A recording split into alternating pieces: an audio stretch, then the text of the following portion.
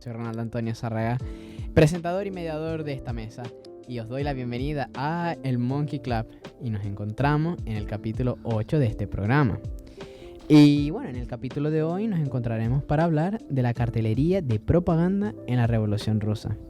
Principalmente nos centraremos en los acontecimientos ocurridos entre las fechas de más o menos febrero y octubre de 1917, cuando fue esto a causa que de múltiples sucesos desfavorables como guerras, hambrunas, descontentos y malestar del pueblo y huelgas y otro un gran etcétera, finaliza la Rusia imperial,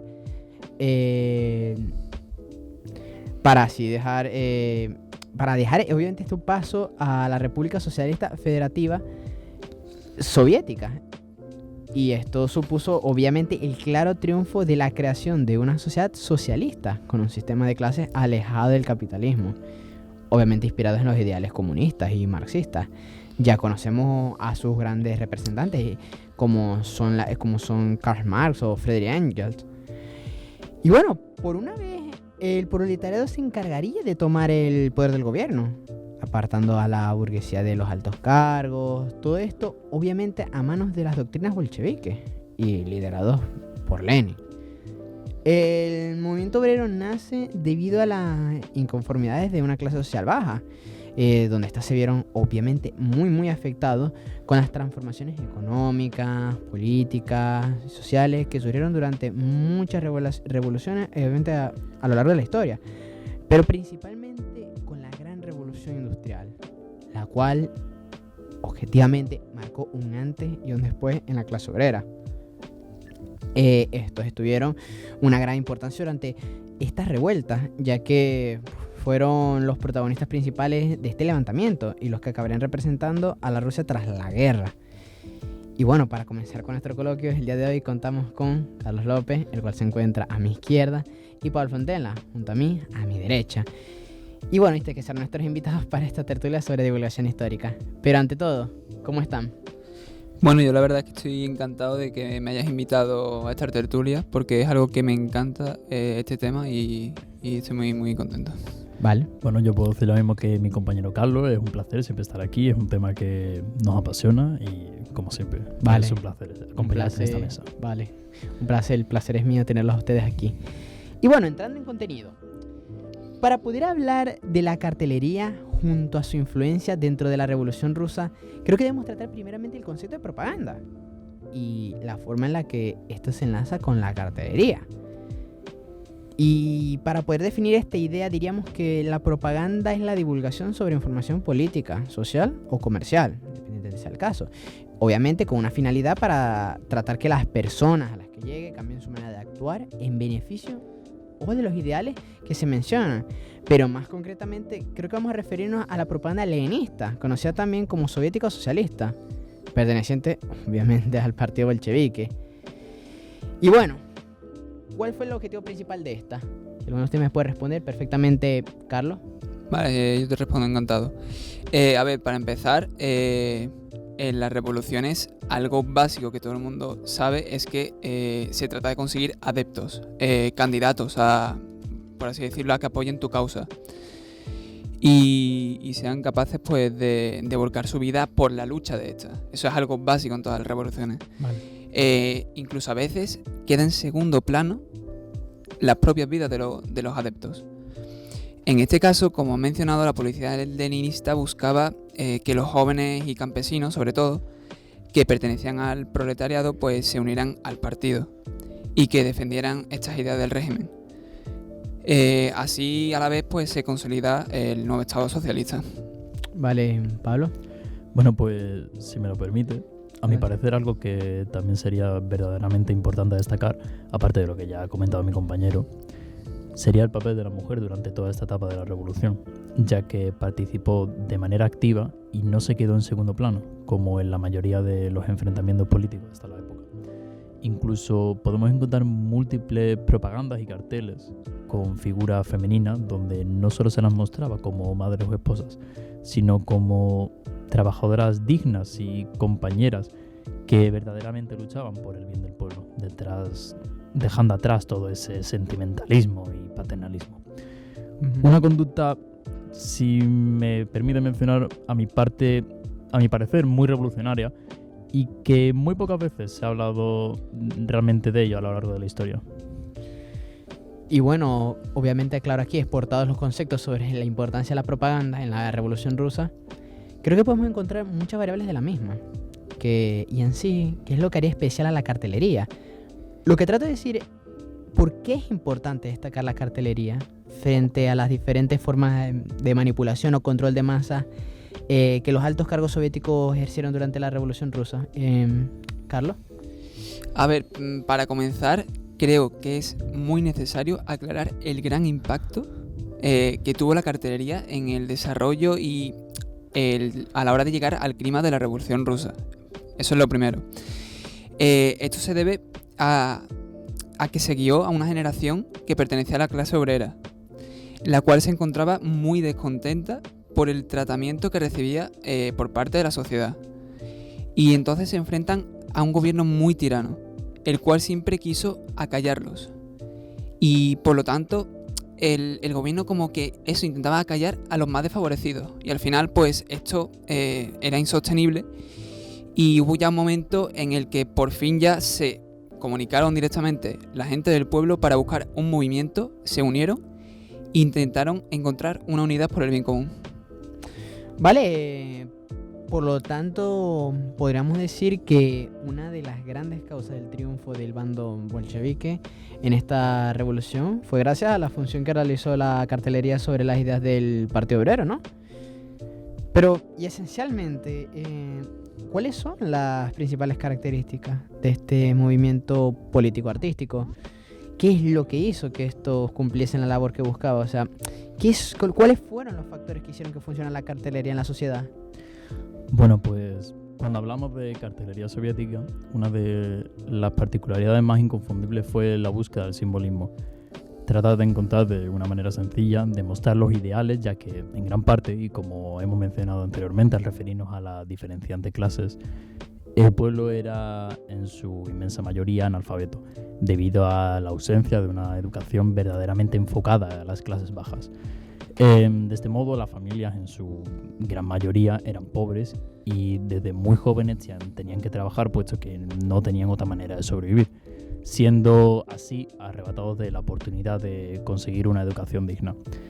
También podemos destacar que el arte figurativo cobró una gran importancia en aquellos momentos y el uso de colores se basó en los utilizados por los líderes del movimiento, como podían ser el blanco, el negro, pero sobre todo el rojo. Uno de los autores más destacados de este periodo fue Lisitsky, el cual a través de figuras geométricas representaba a los diferentes bandos acompañándolos de un color característico, como en una de sus imágenes más conocidas que se vio durante este periodo de la revolución, representando a los antibolcheviques con círculos blancos y el movimiento obrero, el partido obrero, con triángulos rojos. Este último, de hecho, a día de hoy sigue prevaleciendo. Como ha mencionado Pablo, es cierto que el arte sencillo que se basa en figuras geométricas tuvo mucha importancia, pero no podemos olvidar que se crearon carteles más elaborados. Por ejemplo, desde la figura de Lenin guiando a los bolcheviques a la guerra con la hoz y el martillo en la mano, hasta carteles donde podemos ver una imagen, por así decirlo, demonizada del gobierno junto a cadáveres de los propios compañeros obreros. Ya si entramos en los creadores que se dedicaban a mostrar de manera más seria y formal la revolución mediante las carteles, podríamos mencionar sin lugar a dudas a Víctor Semenovich, Adolf Losifovich y Alexander Mikhailovich. Este último, Alexander Mikhailovich, tiene un cartel muy conocido en el que se muestra a una mujer como reclamo principal. La intención de Lenin era en todo momento, con los carteles, alterar y conmover al público. Por así decirlo, era para alborotar al pueblo y que se sintieran con la necesidad de luchar por la causa que él mismo estaba promoviendo. Perfectas intervenciones, la verdad, está quedando muy interesante, pero es importante decir esto y que en estos momentos pasaremos a un segundo a las publicidades y a continuación abriremos las líneas para poder comentar con nuestros oyentes este tema tan interesante. ¿Te llaman la atención las ciencias de la comunicación? ¿Te fascina la radio y la prensa? ¿Te interesa el mundo detrás de las cámaras? Pues la Facultad de Comunicación de Sevilla es tu lugar. Podrás cursar numerosos grados y másteres relacionados con el ámbito comunicativo, periodismo, publicidad y relaciones públicas, comunicación audiovisual e incluso un doble grado. La facultad cuenta con 3 platós de televisión, diversos estudios de radio y aulas de edición digital, y un estudio y laboratorio fotográfico completamente a tu disposición, junto a un equipo docente de más de 180 profesores. Podrás encontrar más información en fcom.us.es o en GabyFcom tanto en Twitter como en Instagram. No te lo pienses y acompáñanos en nuestras instalaciones ubicadas en la Isla de la Cartuja. ¡Te esperamos! Bueno, ya estamos de vuelta y nos comunican desde la cabina que tenemos una llamada. Hola, buenas tardes. Hola, buenas, ¿me escucha? Sí. Bueno, buenas tardes, Ronaldo. Ay, qué guay, me escucho desde la radio. Bueno, yo me llamo Amanda y no sé si se nota, pero soy súper fan de la cara C de la historia. Bueno, a mí me gustaría hacerle una pregunta a los invitados. Y bueno, ¿es verdad que la cartelería era una forma de arte con muchas funciones tales como mostrar el descontento del pueblo y tal, pero ¿había en aquellos momentos otro formato artístico que tuvieran los mismos cometidos? Bueno, si se me permite voy a contestar yo a la pregunta de Amanda. Y bueno, para empezar, desde siempre el arte se ha usado como una herramienta para expresar una disconformidad por parte de la gente, una forma de queja, y esta revolución obviamente no iba a ser menos. Por ejemplo, la música tuvo gran protagonismo en el bando bolchevique, ya que se aseguraba de alguna manera que se unificara a los manifestantes a través de esto, de la música. La canción, por así decirlo, más importante o más popular fue la Marsellesa, que aunque a día de hoy es algo distinta a la de aquellos momentos, pues en ese momento se utilizó para eso. Otras destacables fueron la Internacional o la Barshivianka, que seguro que a algunos suenan. Bueno, y aparte también del ámbito musical, creo que la revolución encontró otro importante aliado de expresión artística, como podría ser el cine, el cual les fue de gran ayuda para así poder propagar sus ideas y publicitarse. Vale, también tengo entendido que uno de los directores más inspiradores de aquellos momentos creo que fue el conocido Sergei Eisenstein, el creador del famoso montaje intelectual, ¿no? ¿Cierto? Exacto, este fue el creador de la trilogía de la Revolución. 3 películas que trataban de la historia de la URSS de una manera innovadora para aquella época. Una de las más conocidas en aquellos momentos y más importantes para el mundo audiovisual en la actualidad es el acorazado Potemkin. En ella se reproduce un motín que sucedió en el acorazado Potemkin durante 1905, cuando la tripulación se rebeló contra los oficiales zaristas. Y aunque el acorazado Potemkin sea una obra maestra audiovisual, no debemos olvidar que tenemos otras 2 películas en esta trilogía que tratan de mostrar al público el punto de vista del partido bolchevique. La primera sería La Huelga, que trata precisamente sobre la huelga ocurrida en 1903 por los jornaleros de una fábrica rusa antes de la revolución. La última, pero no por ello menos importante, es Octubre, y en ella se narra los inicios de la revolución bolchevique en Petrogrado. Bueno, entonces por lo tanto, gracias a toda esta información podríamos, obviamente, aparte de responder a la pregunta de nuestro oyente, asegurar que el cine tuvo una función clave de publicidad y difusión. Sobre, obviamente, desde cómo se vio esta revolución, desde primera mano, obviamente, y desde el punto de vista de los cientos y cientos de bolcheviques que arriesgaron su vida por la búsqueda de una vida digna para el pueblo. Y bueno, en conclusión, así como modo de resumen, ¿qué podríamos decir? Pablo. Bueno, pues en este medio de difusión de ideas, el cual tuvo un gran papel desde la Primera Guerra Mundial en 1914, servía principalmente para enfrentarse a los opositores, es decir, a los enemigos del exterior.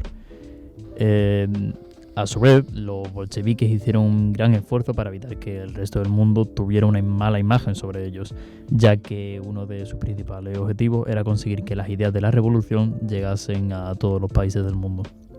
Y bueno, con esto nos tenemos cuenta de la importancia de la propaganda y sobre todo la que tenía en los ciudadanos en un lugar concreto, ya fuese sobre asuntos internos como externos.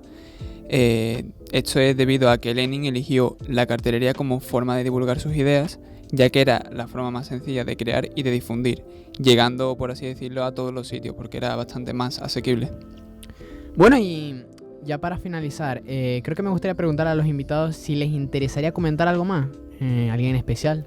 Bueno, pues por mi parte ha sido un placer poder venir aquí y tratar un tema tan interesante como es la propaganda de 1900 en la Revolución Rusa y, por así decirlo, poder mostrar un poco al público la importancia que tuvo la cartelería en el triunfo del partido bolchevique durante la Revolución y, bueno, algo bastante importante en la historia de Rusia. Bueno, y por mi parte también me gustaría agradecer a ti, Ronaldo, sobre todo, por invitarnos a este episodio y que, bueno, creo que también hablo por mi compañero Carlos, que esperamos y nos encantaría poder volver al programa en alguna ocasión. Pues muchas gracias a nuestros invitados por acompañarnos el día de hoy y a todos los que nos habéis seguido desde el capítulo desde casa. Nos vemos en el próximo programa.